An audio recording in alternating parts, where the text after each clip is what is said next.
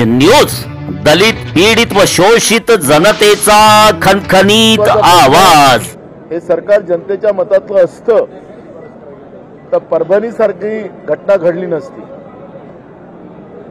जनतेची भीती या सरकारला नाही। ज्या पद्धतीने परभणीमध्ये कोम्बिंग ऑपरेशन करून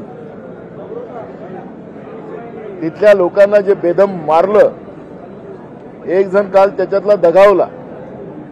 आज आम्ही स्थगन प्रस्ताव मांडला आणि स्थगन प्रस्तावाच्या माध्यमातून पण आजच्या कामकाजाचा शोक प्रस्ताव असल्यामुळे तो राहिला। आता उद्या आम्ही त्याच्यावरची चर्चा घडवू। पण यांना जनतेची भीती राहिली असती तर यांनी परभणीमध्ये बेकसूर लोकांवर अमानुष लाठीचार्ज केला नसता।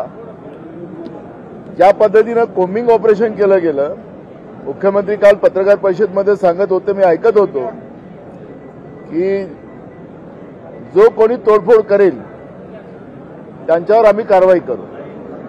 मग त्यांच्या पोलिसांनीच तोडफोड केलेली आहे।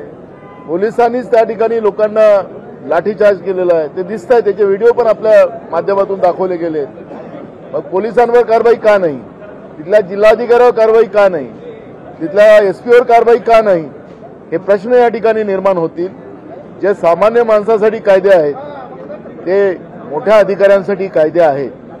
आणि मला असं वाटतं की दलितांवर ज्या पद्धतीनं परभणीमध्ये ज्या पद्धतीचा अत्याचार करण्याचं काम या सरकारने केलेलं आहे, हे जाणून बुजून केलं गेलेलं आहे। हे सरकारचाही दोष तेवढाच आहे। एखादी घटना झाल्यानंतर त्या घटनेला वेळेस थांबवता येतं, पण त्या आंदोलन 4 तासाच्या पलीकडे चालवण्याचं काम सरकारने केलेलं आहे।